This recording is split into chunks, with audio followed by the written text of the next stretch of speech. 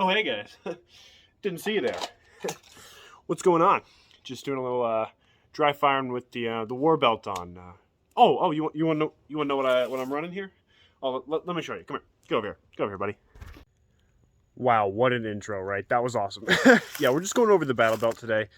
It's not going to be the most fancy or expensive battle belt you've ever seen, but it will not be impoverished garbage like the one in my first video on the channel. that one's rough, but this one's actually good. It's all American made from to the best of my knowledge, and it's from a couple different companies. So without further ado, let's get into it, boys. Starting with the inner belt, which is this Velcro belt you wear under your loops like a normal everyday belt.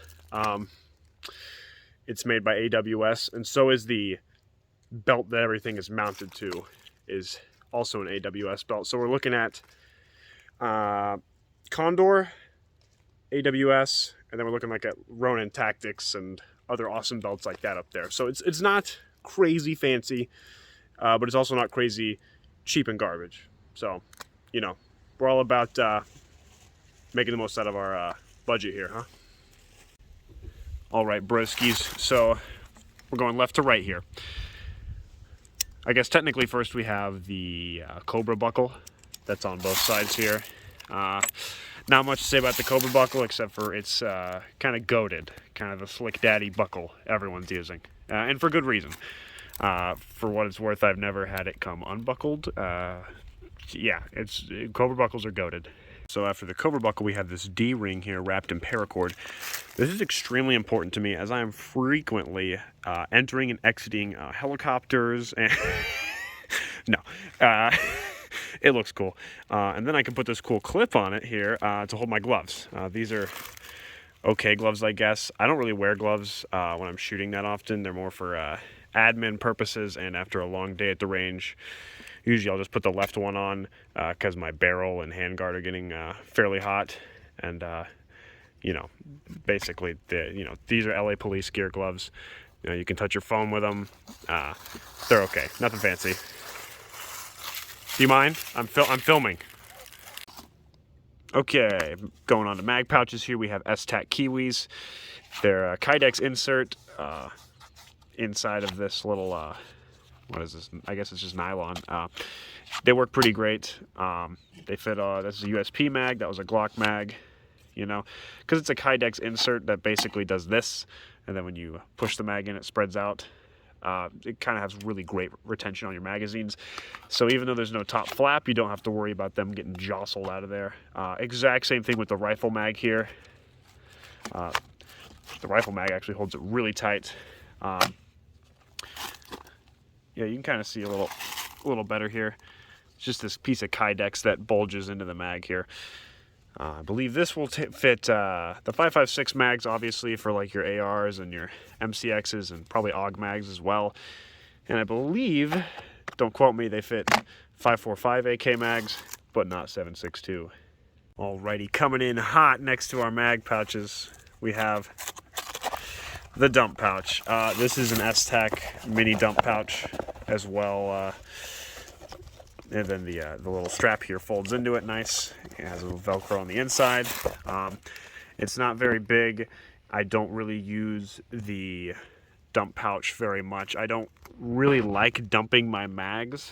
I'd rather just reinsert and then say I tack mag off my quick mag here on my belt, and now I have a half empty mag in here. I'll still reinsert it, and then I will just later replace a mag from my plate carrier here, and then take the half empty mag and dump it in here later if I really feel like I'm going to be in an engagement. I've practiced doing that like twice. Okay. Honestly, the main reason I have a dump pouch is, oh, this isn't very good one-handed. McKnight Observations, professional YouTuber. Okay. It's just it fits a Nalgene bottle perfectly. I wear that around the range. You know, you do a couple drills, you get a little heavy breathing. I got asthma, so heavier breathing than usual. Pop this bad boy out, drink it, goes back in. You know, it's great. Also fits. It's just a utility pouch for me, really, more than an actual dump pouch. And we're gonna try and do this one-handed. Oh yeah, check this out.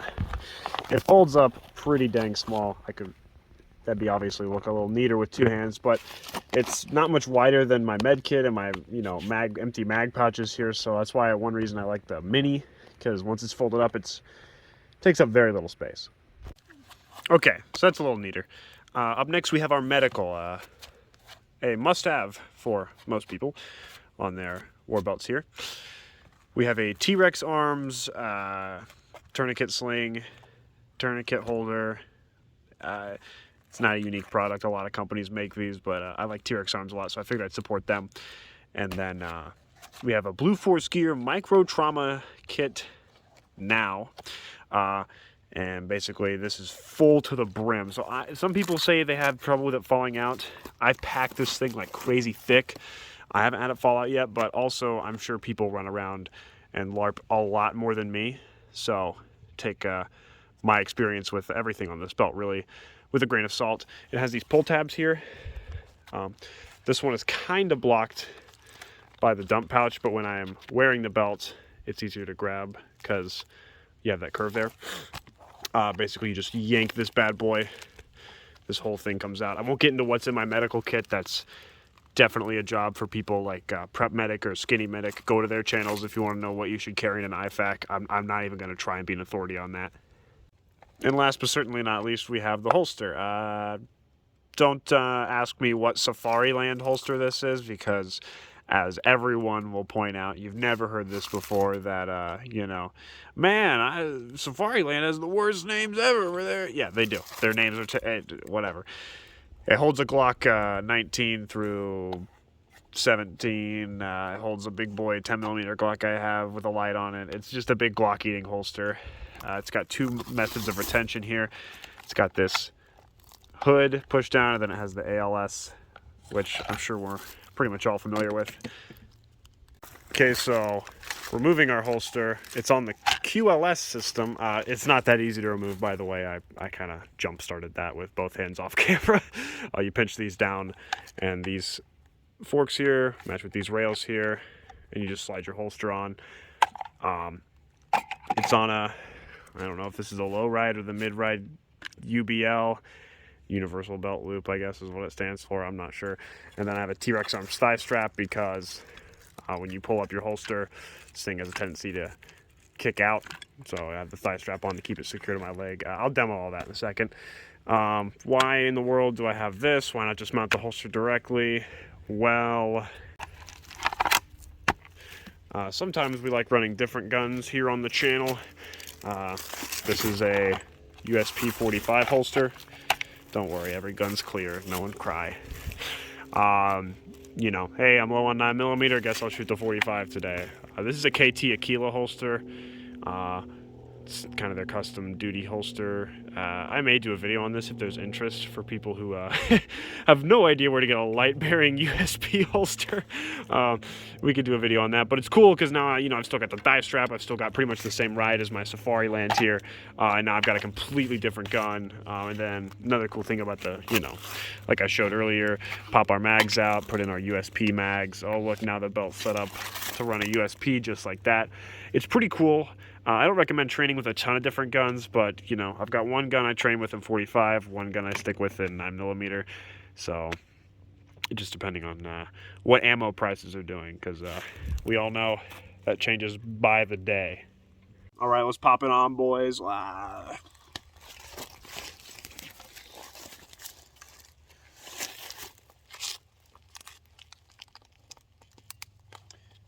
Nice. This is what y'all came to see. Oh no. Booyah, good to go.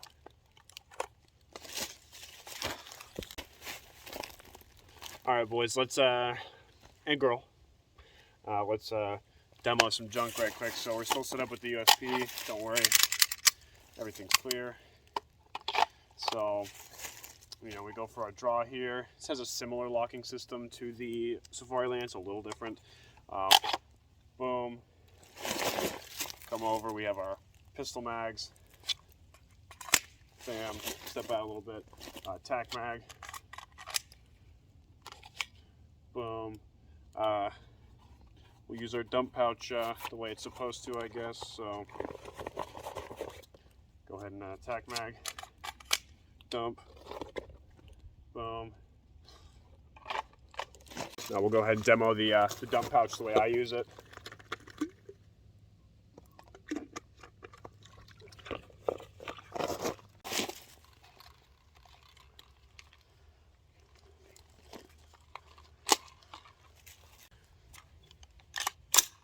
Clear, not that it matters because it's my property, so what are you gonna do?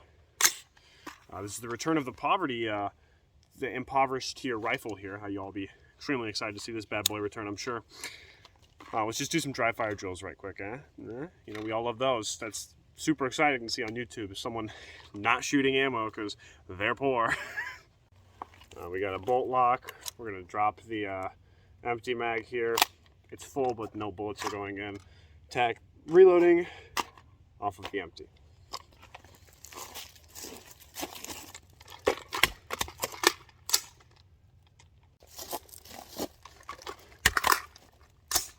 Oh, I'm flagging you. I'm flagging you, boys. More drills, boys. I know it's not exciting to see the dry fire, so I'm about done demoing, don't worry.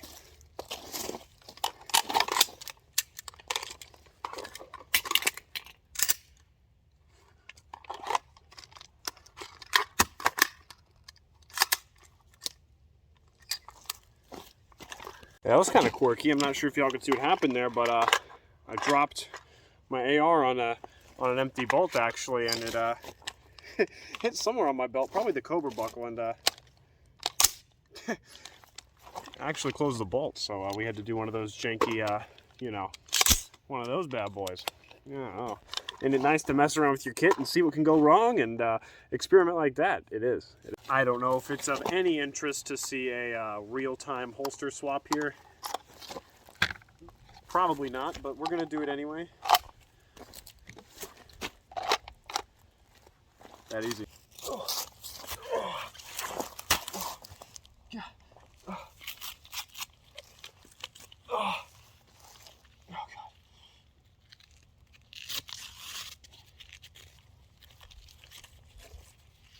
Oh. Oh. Oh.